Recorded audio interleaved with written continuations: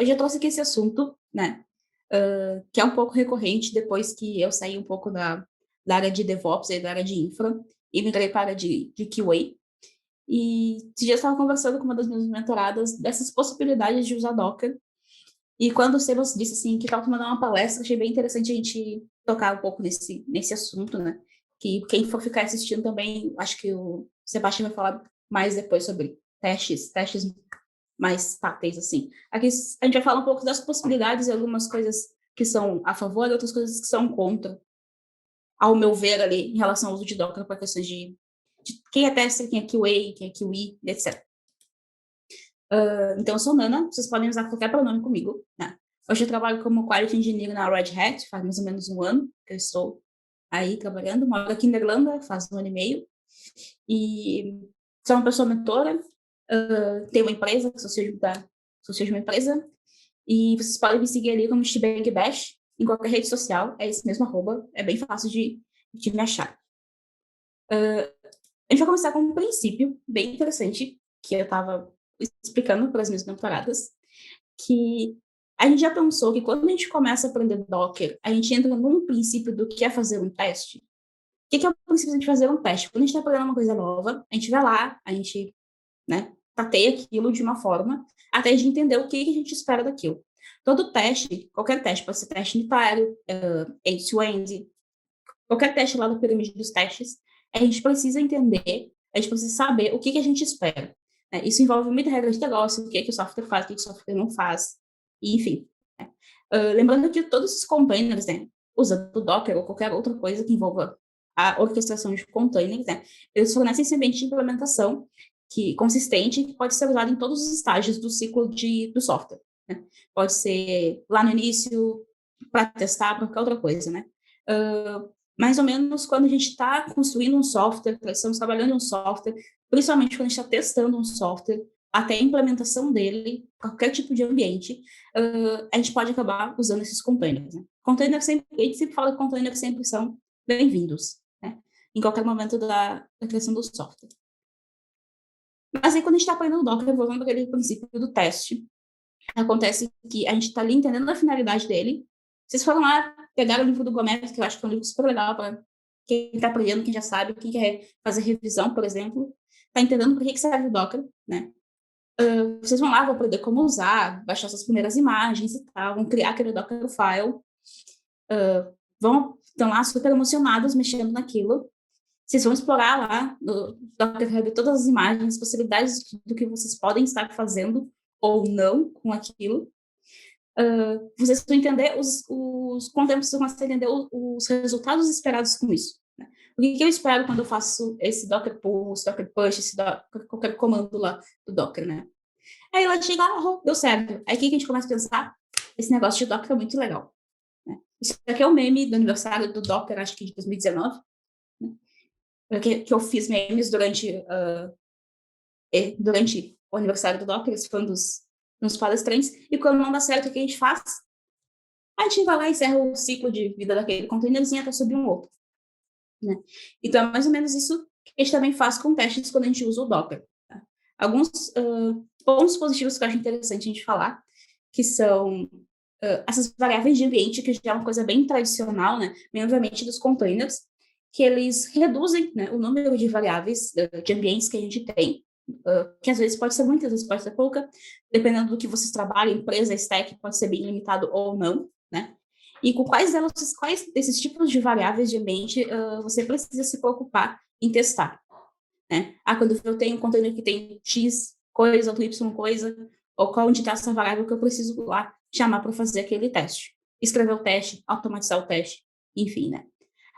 Com isso, a gente consegue empacotar a maioria dessas dependências e dados, né, que a gente vai configurando desse nosso software, desse aplicativo que a gente vem trabalhando, dentro desse container, para que as variáveis externas lá não afetem, né, a forma que o aplicativo é executado. E aí, com isso, a gente tem aquele resultado que não precisa testar um aplicativo, né, com aquela ampla variedade de configurações de ambiente. Um ponto aqui, isso depende muito, né, do que é o aplicativo e o que o aplicativo faz. Desculpa, tem uma coisa pipocando aqui. Minha tela. Deixa eu só tirar daqui.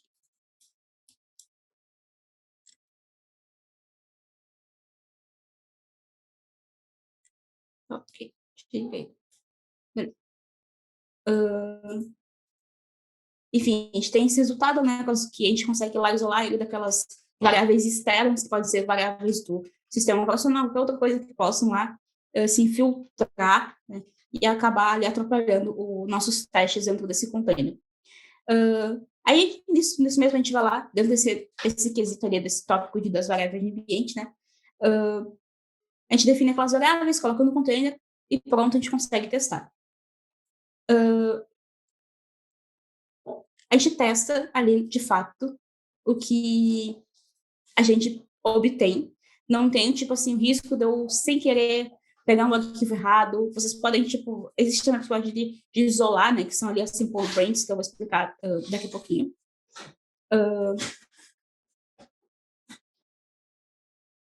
Desculpa, eu tenho 2 gatos aqui, eles estão meio loucos. Dessa mesma forma que os containers, né, eles têm esse ambiente de desenvolvimento, né, consistente que a gente consegue usar durante os estágios de teste, a gente pode ter um grau maior de confiança que a maneira que esse aplicativo, né, ou software, enfim, seja lá, pode ser até o código que vocês estão praticando, né, se comporta, né, durante o teste, vai refletir com precisão, né, a forma que ele vai ser executado em produção. Quero dizer que quando a gente tem um teste, a gente vai isolar o teste num ambiente, né? A gente vai testar só aquele teste sem nenhum tipo de fator externo, a não ser que precise, né? Aí vocês precisam colocar tudo lá dentro do container para fazer esse teste junto lá. Mas a gente só testa o que se obtém, o que tem dentro daquele container. Então, acho que isso é uma prática bem fácil de começar ali, de praticar e tal. Principalmente para a galera que está fazendo testes, ele acaba bagunçando ali onde ficam as coisas, ou o que eu preciso testar, o que eu não preciso testar. É bem ok de isolar tudo dentro do container. E sobre a Simple Brains, ele é um termo que eu já estudei bastante, algumas empresas usam, outras não usam, né? Às vezes a gente precisa testar várias versões do software, do aplicativo. Pode ser que eu precise testar ele só com o sistema operacional, ou só com uma distribuição Linux, específica ou não, né?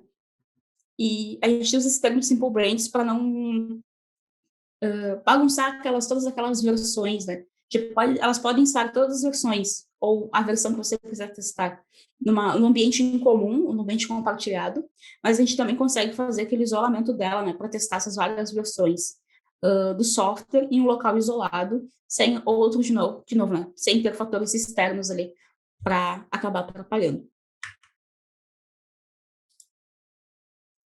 Posso testar uma API usando Docker? Pode. Eu acho que é uma prática bem ok de se fazer. Eu vou mostrar um exemplo agora. Aqui, no caso, a gente tem um Docker Compose, né? E ele está pegando um Postman. Postman, para quem não conhece, né? Ele é um arquivo... Ele é um arquivo... Ele é um software que você vai lá, coloca lá a sua API e você faz aqueles testes de get, post, delete e etc. Então, se você não quiser ficar abrindo lá no seu navegador e tal, você quer subir aquele Postman no ambiente isolado para fazer aquele teste de API, vocês também conseguem tranquilamente usar em Docker. Outros pontos positivos que a gente precisa, que eu acho que é bem interessante a gente falar, que é a questão de velocidade, né, eficiência que a gente tem usando containers. Isso é muito bom para o negócio, mas também pode variar muito dependendo das regras de negócio onde vocês trabalham, que vocês têm em mente lá, caso estejam começando um negócio, etc.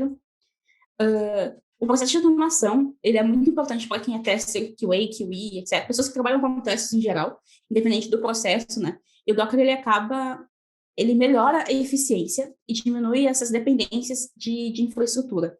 E também, tipo, na questão de independência, digamos assim, e eficiência, né?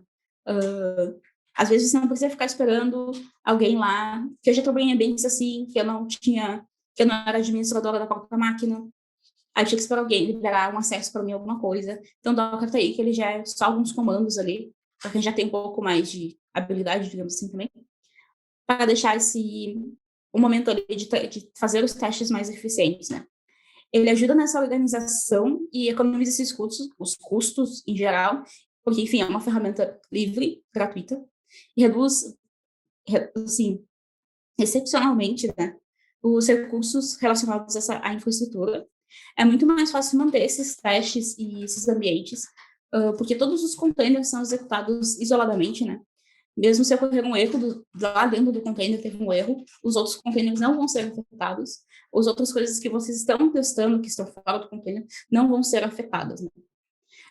Sempre é possível criar um container novo em tempo de execução, só escrever lá o Waterfire sobre o container. Não tem, tipo assim, muitos passos do que, por exemplo, eu vou pegar uma VirtualBox, eu tenho que fazer o download, achar uma imagem, colocar lá. Né? São menos steps, digamos assim, menos passos para você fazer. É bem fácil executar um aplicativo, né, o pacote dele também. Não tem necessidade de pré-alocar RAM, mas pode ser que a pessoa queira, mas enfim, aos containers, né? E os containers são executados no sistema operacional, no host da máquina, onde a imagem Docker está lá disponível para que a gente consiga testar. Existem pontos negativos, isso é importante que a gente converse, que a gente fale, que nem tudo é um mar de flores, nossa, o Docker é muito legal, o Docker vai resolver meu problema, vai resolver o problema da minha empresa, o Docker, nossa, vai resolver tudo, às vezes não, tá? A gente precisa tocar num ponto aqui de que a gente ainda, e por muito tempo vai ser assim, não vai mudar tão cedo, a gente ainda trabalha com pessoas e cada pessoa tem o seu modo de aprendizado, a sua velocidade de aprendizado e tal. E hardware, às vezes, pode ser um problema, né? Porque a gente precisa entender que, lembrar, né, na verdade, que os containers, eles não são independentes de hardware, eles continuam consumindo lá. Isso vai depender muito do que as pessoas têm, do que eu tenho, do que vocês têm aí trabalhando. Eu posso usar uma GPU, CPU, aquelas coisas todas. Isso vai depender muito, mas geralmente não atrapalha, né? Às vezes me atrapalha porque eu começo a rodar um monte de coisa ao mesmo tempo, aí trava, enfim. Aí se abrir o Slack aqui já era, trava tudo, morreu tudo, enfim. Adaptabilidade de aprendizado, esse é um assunto bem interessante de tocar, porque, como eu comentei antes, as pessoas, cada uma vai ter uma velocidade de aprendizado, cada pessoa aprende de uma forma diferente. E se, tipo, eu vi a talk aqui, eu, enfim, estou pesquisando já sobre, se for implementar isso, então esteja ciente que todas as pessoas estão aptas e têm essa adaptabilidade de mudar um pouco a rotina ali de trabalho, porque às vezes pode ser que, eu não sei mexer, eu vou demorar tanto tempo para aprender, isso pode atrasar o projeto, enfim, às vezes isso pode gerar estresse geral para a equipe, e lembrando que a gente trabalha com pessoas, né? Então, acho que essa questão pode ser bem... Não digo isso como totalmente um ponto negativo, mas pode ser um ponto que que também vai depender muito de cultura empresarial versus pessoas, né? A questão dos microserviços, que eu botei ali entre um talvez, isso vai depender muito também de como é a arquitetura do software que vocês trabalham, que quando vê ela não é, a gente não entende que é microserviço, mas lá por baixo dos panos ela usa arquiteturas similares a microserviços, né? Mas embora que você não use, você não precise usar essa arquitetura dos microserviços, casos de Docker, né? E os containers, eles tornam esses microserviços mais fáceis ali de fazer a implementação deles também. Mas se a pessoa não tem esse conhecimento, se a pessoa não conhece a arquitetura, ou se a pessoa lá, de novo, a gente está falando aqui sobre pessoas, né? Pode ser que tenha aquela pessoa que não passe as informações bem, ou a pessoa chega na empresa e não tem todos aqueles acessos, não conhece a arquitetura, isso pode também ser um problema, né? O Docker facilita, nesse caso desses microserviços, mas também pode acabar ali dando algumas pequenas complicadas ali em relação à implementação dos serviços. Eu falei rápido, eu acho que é isso. Muito obrigada. Aqui tem esse QR Codezinho. E esse QR Codezinho tem todas as redes sociais como vocês podem entrar em contato comigo. No Twitter eu estou sempre online, estou sempre respondendo coisas lá e fazendo treta também. Ali tem meu site, que volta e meia eu coloco um texto, um artigo novo. E é isso, Steve bem embaixo todas as minhas redes. E muito obrigada. Show de bola.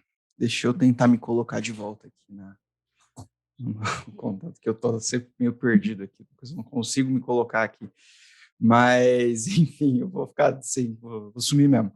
Mas, enquanto isso, Pessoal, a gente tem que esperar uns 20 segundinhos ainda para a galera conseguir ver o final da sua talk, Eu paro para poder de começar a transmitir aqui? aparecer. Pode parar se quiser, Tá. vai continuar lá.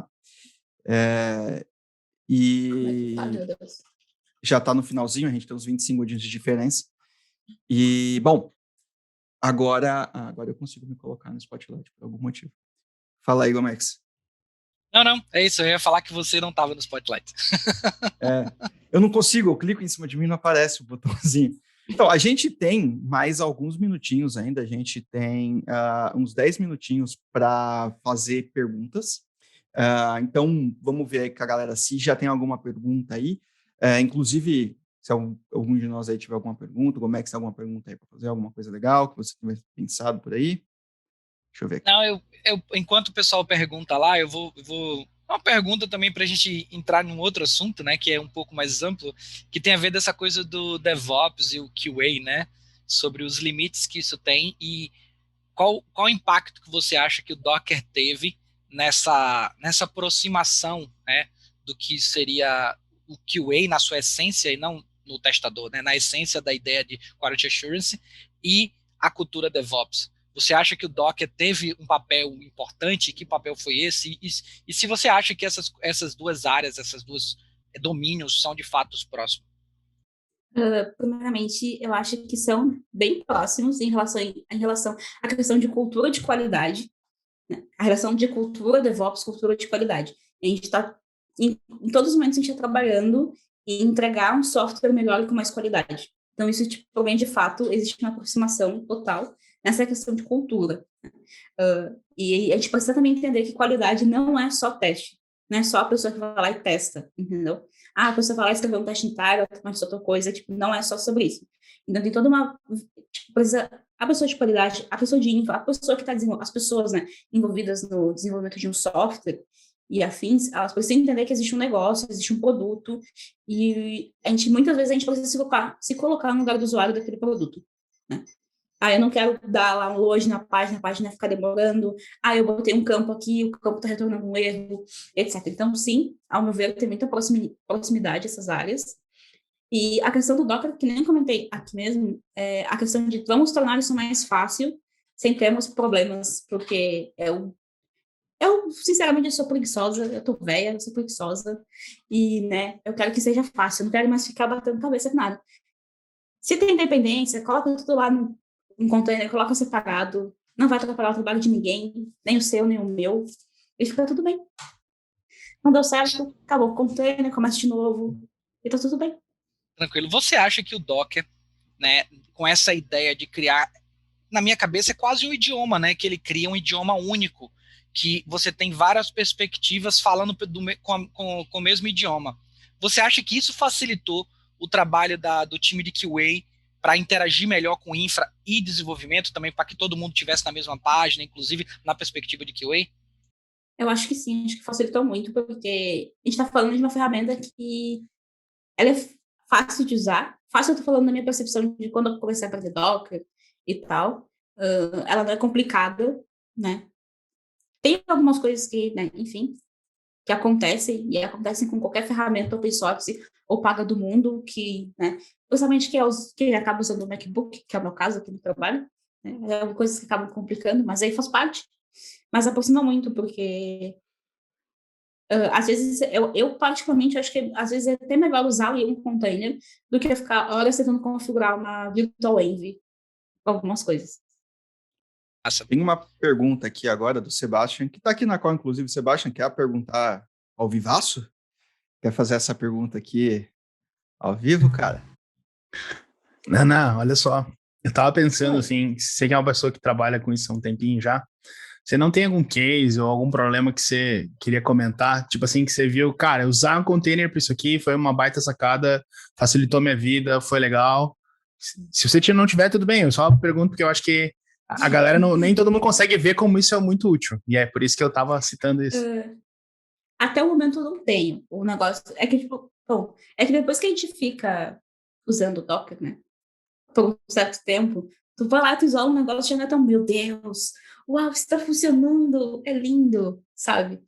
Então, Eu, no momento, não tenho nenhum case, mas, tipo assim, como no trabalho cada pessoa usa, né, seu ambiente do jeito que quer, a gente prefere usar o ambiente virtual, essas virtual envies, ou prefere usar Docker, ou prefere usar outra coisa. Tem alguns colegas que usam o Vagrant para fazer essas coisas também, então vai de cada um, assim. Mas no momento, até então, eu não tenho nenhum case. O case Uau. é a própria normalidade, né? O case é o fato de ser natural que as pessoas estão usando e facilita, uns querem usar, outros não. Tá tudo de boa, no final das contas é isso aí. É essa abstração que o Docker oferece, né? Inclusive de não usá-lo. E a ideia é que no final das contas vai ser a mesma coisa. E agora, minha pergunta aí é mais relacionada à galera que está começando, assim, né? Você acha que compensa mais o pessoal? Você acha que vale mais a pena o pessoal já iniciar uma carreira de Q&A, uma carreira não uma carreira, né? Mas, tipo, quem quiser testar o código, em vez de fazer só direto via VMs, via ferramentas, alguma coisa do tipo, você acha que vale mais a pena a gente já começar pensando em containers de uma vez, ou você acha que existe um processo natural, né? Que nem, por exemplo, a gente tem, sei lá, com Kubernetes, ninguém vai começar com blog no Kubernetes, né? Tem que ir evoluindo isso ao longo do tempo. Eu tenho mixed feelings com isso, porque eu trabalho numa empresa, né, o último lugar que eu trabalhei no Brasil, que me pediram para fazer deploy do site estático deles do blog com Kubernetes, tá? É sério, isso é um caso real, né? Isso é um caso real, então, enfim. Eu acho que isso depende muito da questão da adaptabilidade das pessoas em relação a aprender algo novo, né? Tem gente que é super de boa, tem pessoas que são super tranquilas, e tem pessoas que já têm, tipo, precisam ler mais, precisam entender mais. Tem pessoas que são muito mais teóricas do que práticas, primeiramente, né, no caso. Se for o caso, um conselho que eu acho que seja interessante até para fomentar que as pessoas usem, talvez já deixa lá, tipo, ou documenta direitinho como que usa o Docker, dá essa opção para a pessoa também, do que só pegar a tua branch lá, puxar a tua branch e fazer o teste, sabe?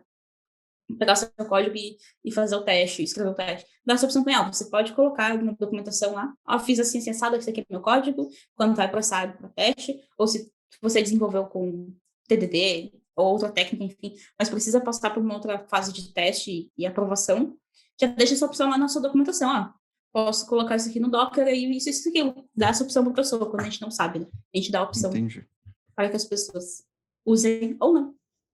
Legal. O Thiago lançou uma parada aqui super interessante, né? Que tem a ver com isso aqui, né? Ele não é uma pergunta, mas é um negócio que aconteceu com ele. Para rodar os testes, ter vários servidores diferentes para rodar os testes. Um Oracle, um SQL Server, MySQL, um Linux, um Windows. Atualmente usamos só Docker e somos felizes. Um ótimo case aí, essa. Esse é o case. Esse é o melhor case de todos. Uma outra pergunta aqui. Pode falar. O que facilita às vezes é porque, tipo assim, eu posso ter uma imagem com banco e tal, e se eu dar aquele Docker pull daquela imagem, push pull daquela imagem, e tá pronto o seu ambiente, sabe? Eu não preciso ir lá configurar, ter que passar por um processo de instalação, que aí vai variar de máquina, de sistema operacional para sistema operacional. E às vezes essas coisas demoram. Né? Pô, legal. Uma outra pergunta que eu tenho, que na verdade é uma pergunta que me fazem sempre que eu falo sobre containers, sobre Kubernetes, sobre qualquer coisa, né? A galera olha para mim assim, com aquele sangue nos olhos e fala, e o banco? Onde a gente põe o banco? E o seed?